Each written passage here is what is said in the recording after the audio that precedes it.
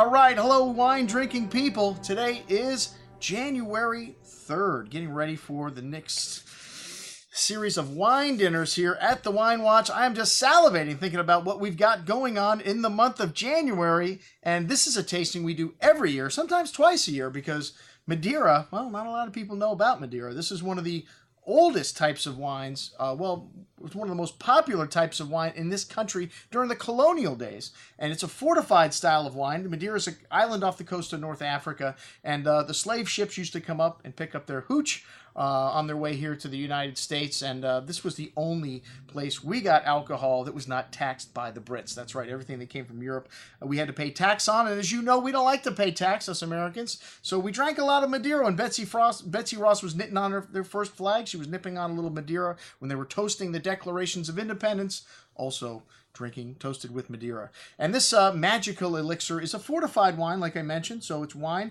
and they arrest the fermentation of it by fortifying it with alcohol that's made by wine, and you leave a little bit of residual sugar in the wine doing that and elevate the alcohol, which Madeiras are about 20% alcohol, the same as your ports. And these are really unique wines, especially the ones we're going to be serving at this tasting, because most of them are single vintage Madeiras. We do have some Soleras, like the 1870s, and that means the Solera was started in 1870. Not all the wines are that old, but Soleras are now illegal on the island of Madeira. You can't have anything longer than 10 years in one cask, so it's one of these things. These are dinosaurs. Like I said, they're not making wines like this. Whatever exists is all that there is. These wines are also wonderful to pair with food because Madeira is a volcanic island, and the acid levels in these grape varietals is off the charts. That's one of the things that makes wine really interesting to pair with food. The acidity and the sweetness also works with a lot of different foods. That sweetness helps to cut the spice in spicy foods. So we've got an incredible menu planned for this evening, as well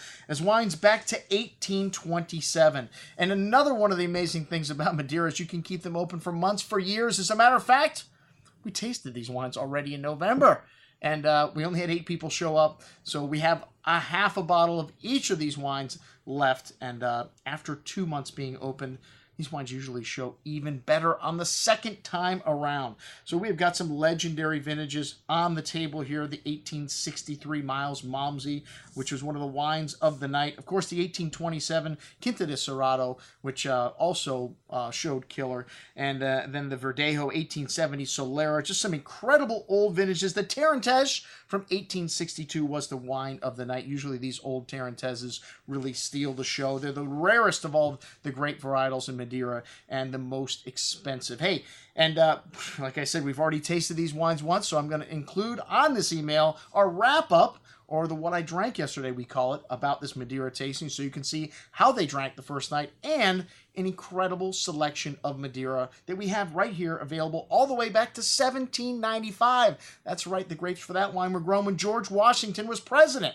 So check it out, our lineup for our vintage Madeira tasting coming up in just a few weeks, and then all the vintage Madeira that we have here in the store. I'm your host, Andrew Lampasoni, signing off for the Wine Watch, saying remember, always drink the good stuff first.